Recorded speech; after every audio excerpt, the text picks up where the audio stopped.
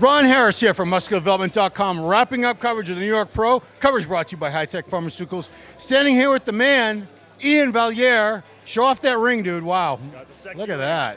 Not a lot of shows give out cool diamond-studded rings. Woo. Looks beautiful to me. So this was the perfect ending. I know 4 weeks ago you left Tampa, not a happy camper. Disheartened to say the least, yeah.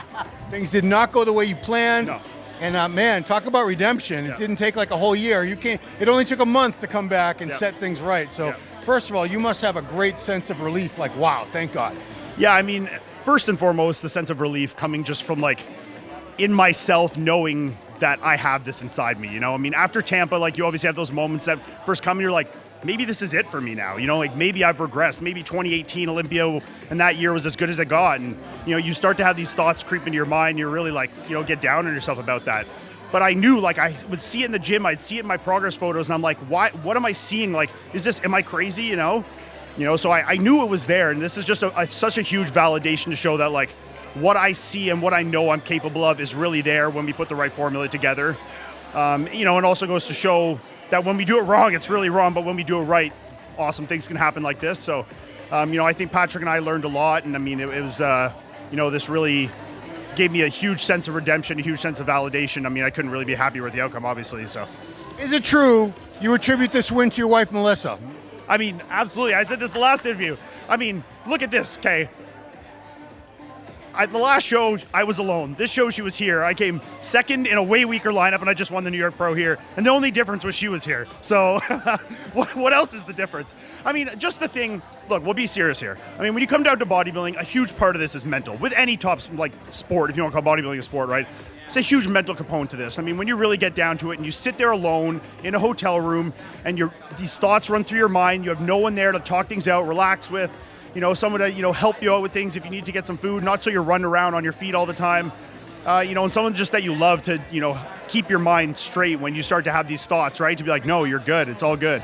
And also a second set of eyes. I mean, when Patrick is over in Europe, it's hard to get here right now, to have Melissa here who, I mean, she knows bodybuilding. She's won the Tampa Pro. She's been to the Olympia. Her brother's an Olympia champion. Her husband's, a pro bodybuilder. I mean, if anyone knows what a good bodybuilder looks like for a girl, it's her, Is she brutally honest with you? She is, and sometimes it really makes me mad, but it's a thing of debate. But, it made a huge difference for me just to have that support and that comfort, and I mean, I think just having her there to keep my mind occupied and just have that loving support really went, did a huge amount for me here, I kept thinking, if you had showed up today looking the way you looked a month ago, you wouldn't have made top 10. This was a tough show. No. I mean, I literally said this in the last lineup, or the last interview. If I had showed up like I did in Tampa here, I wouldn't have been in the top 8, 100%.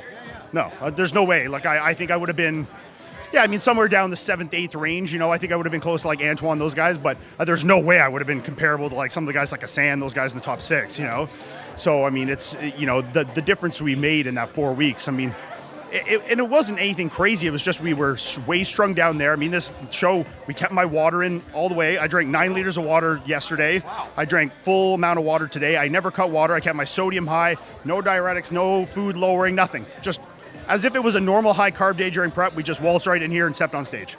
That was it. I hope some people out there listen to that, because all these knuckleheads go days without water and pop 20 diets. Well, please don't do that, guys. Not 20. Okay, I actually have to give a shout out on this one. I mean, obviously Patrick is the one that put this formula together and really learned quickly from his mistakes. But I'll also give a big shout out, and I know this is a competitor for you guys, but to Dave Palumbo on this, because since the day, son of a, because the day I started competing, every single prep I've messed up, Dave, when I do interviews with him, says, if I was you, I would just, whenever you look crazy at 2 weeks out, just change nothing. Well, this time we changed nothing and I won the New York Pro. So he knows what he's talking about. I'll give him that. Well, I'll say this. In your Instagram, this applies to everybody, not just you. Because we have Instagram now, we know we can follow all the top guys every freaking day. Yeah. Basically the last 6-8 weeks of their prep. And everybody looks, they should. Everybody looks ready a week or 2 out. Yeah. And then on show day, at least half of them don't look anything like that. And it's because guys are trying to change to get 2%, and they end up losing 15.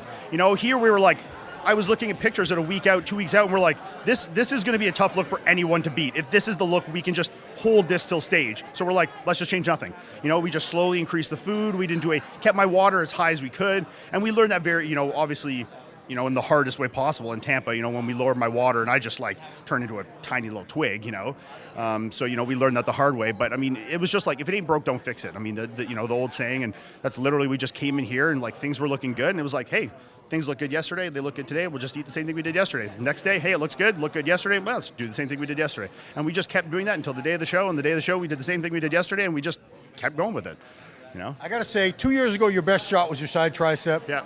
Now it is what? It's the front lat spread. Yeah.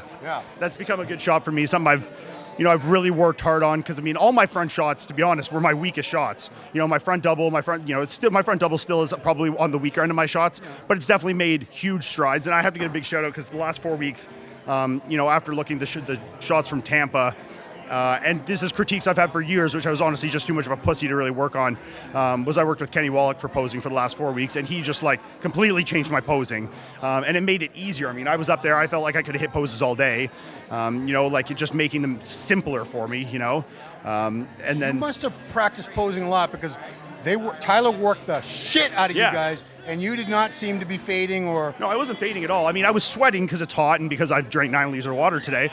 But did I feel tired? No, I could have done 40 more rounds of that, to be honest. I felt perfectly fine. I didn't feel fading. A bit of the water was coming out, but I felt as the water came out, I probably started to look a little better and come back more to life. So, I was really happy with how things turned out. So, I felt good. I felt comfortable in my posing, and, the way that I was changing the posing, I think showed more of the muscularity I have.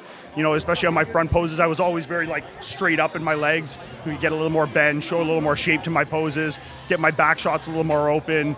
My side poses have always been good side poses for me, which I think they still are. But yeah, I mean, it's, that's made a big difference for me for sure. Final question. Even if you got second today, you probably would have got to Olympia on points. I would have, yes. But isn't it a lot better? Isn't it a good feeling to know you got there on a win? Yes.